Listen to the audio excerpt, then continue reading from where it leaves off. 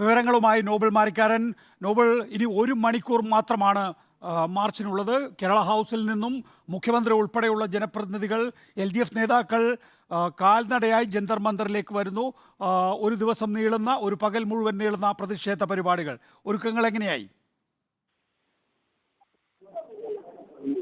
ജന്തർ മന്ദറിൽ പ്രതിഷേധത്തിൽ സൂചിപ്പിച്ചതുപോലെ ഇനിയിപ്പോൾ 1 മണിക്കൂർ മാത്രമാണ് അവശേഷിക്കുന്നത്.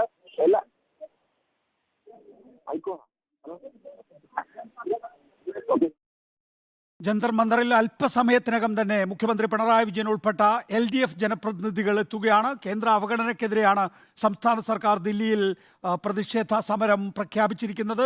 മുഖ്യമന്ത്രിയുടെ നേതൃത്വത്തിൽ ചലോ ദില്ലി എന്നാണ് ഈ പ്രതിഷേധ സമരത്തിന് പേരിട്ടിരിക്കുന്നത്. ജന്തർ മന്ദറിലാണ് സമരം. ഫറൂഖ് അബ്ദുള്ള, ശരത് പവാർ, അരവിന്ദ് കെജ്രിവാൾ, ഭഗവത് സിംഗ് മാൻ തുടങ്ങി നിരവധി പേർ സമരത്തിൽ പങ്കെടുക്കുമെന്നാണ് കഴിഞ്ഞ ദിവസം കേരളത്തിന് വേണ്ടി പ്രത്യേക പ്രതിനിധി KV തോമസ് അറിയിച്ചിട്ടുള്ളത്. മന്ത്രിമാരും MLA മാരും അടക്കമുള്ളവർ മാർച്ചായി ജന്തർ മന്ദറിലേക്ക് എത്തും. ഇന്ത്യ സഖ്യത്തിലെ നേതാക്കൾ, അതും വളരെ പ്രധാനപ്പെട്ട നേതാക്കളെ സമരത്തിൽ പങ്കാളികളാക്കാൻ വേണ്ടിയിട്ടുള്ള ശ്രമമാണ് കഴിഞ്ഞ ദിവസങ്ങളിൽ ദില്ലി കേന്ദ്രീകരിച്ച് നടന്നിട്ടുള്ളത്. അതിൻ്റെ ഭാഗമായിട്ടാണ് ഇന്നത്തെ അതിൻ്റെ ഒരു പരിണത ഫലം എന്നുള്ള നിലയിൽ ഇന്നത്തെ സമരം മാറും. നോബൽ മാരിക്കാരൻ തുടരുന്നു നമ്മോടൊപ്പം. നോബൽ, അല്പസമയത്തിനകം 1 മണിക്കൂർ ഇനിയില്ല.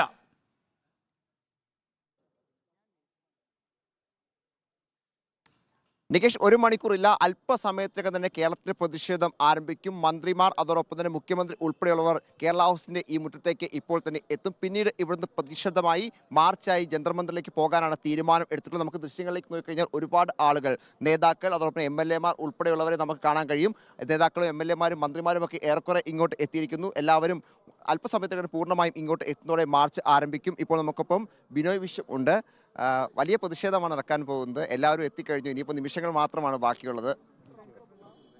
ഈ സമരം ഇന്ത്യൻ രാഷ്ട്രീയത്തിൻ്റെ ഇന്നത്തെ യാഥാർത്ഥ്യങ്ങളെപ്പറ്റി വിളിച്ചു പറയുന്നുണ്ട്. ഇത് ഭരണഘടനയുടെ, ജനാധിപത്യ മൂല്യങ്ങളുടെ എല്ലാം സാരാംശമായ ഫെഡറൽ തത്വങ്ങളെ ഉയർത്തിപ്പിടിക്കാൻ വേണ്ടിയുള്ള കേരളത്തിൻ്റെ പോരാട്ടമാണ്. ഞങ്ങൾ ആവർത്തിക്കുന്നു, ഇത് കേരളത്തിൻ്റെ പോരാട്ടമാണ്. ഈ പോരാട്ടം രാഷ്ട്രീയമായ അന്ധത മൂലം കാലങ്ങളായി കേരളത്തോട് കേന്ദ്ര ഗവൺമെൻറ് കാണിക്കുന്ന അവഗണനയെ, വിവേചനത്തെ തുറന്നു കാണിക്കാൻ വേണ്ടിയുള്ള നാടിൻ്റെ പോരാട്ടമാണ്. ഈ പോരാട്ടത്തിൻ്റെ അർത്ഥം തീർച്ചയായിട്ടും ജനങ്ങൾ മനസ്സിലാക്കുന്നുണ്ട്. കേരളത്തിലെ കോൺഗ്രസ്, എനിക്കറിയില്ല എന്തുകൊണ്ടാണ് ഈ സമരത്തോട് മുഖം തിരിഞ്ഞ് മാറി നിൽക്കുന്നത് എന്ന്. എന്തായാലും കർണാടകത്തിലെ കോൺഗ്രസ് കേരളത്തിലെ കോൺഗ്രസ്സിന് ഉത്തരം കൊടുത്തു കഴിഞ്ഞു. ഈ സമരമാണ് ഈ കാലത്തിൻ്റെ രാഷ്ട്രീയ ആവശ്യമെന്നാണ് കർണാടകത്തിലെ കോൺഗ്രസ് കേരളത്തിലെ കോൺഗ്രസ്സിന് പറഞ്ഞു കൊടുത്ത മറുപടി എന്ന് ഞാൻ മനസ്സിലാക്കുന്നു. ഞാൻ വിശ്വസിക്കുന്നത് അവർക്ക് വളരെ വൈകാതെ യാഥാർത്ഥ്യബോധം ഉണ്ടാകുമെന്നാണ്. ഈ winter has come can spring be far away എന്ന് പറയും പോലെയാണ്. കർണാടകത്തിന്, അവിടുത്തെ കോൺഗ്രസ്സിന് അത് മനസ്സിലാക്കാനായെങ്കിൽ കേരളത്തിലെ കോൺഗ്രസ്സിനും അത് മനസ്സിലാക്കേണ്ടി വരും.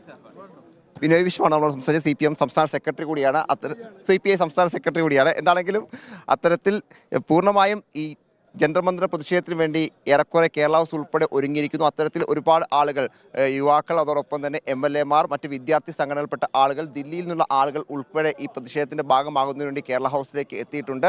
അത്തരത്തിൽ വലിയ പ്രതിഷേധമായി തന്നെ ഇത് മാറും എന്ന പ്രതീക്ഷ ഇതിനോടകം തന്നെ എല്ലാവരും പങ്കുവയ്ക്കുകയും ചെയ്യുന്നുണ്ട്. പ്രത്യേകിച്ച് ദേശീയ നേതാക്കൾ ഉൾപ്പെടെ ഇതിലേക്ക് എത്തുന്ന സാഹചര്യം ഉണ്ട്.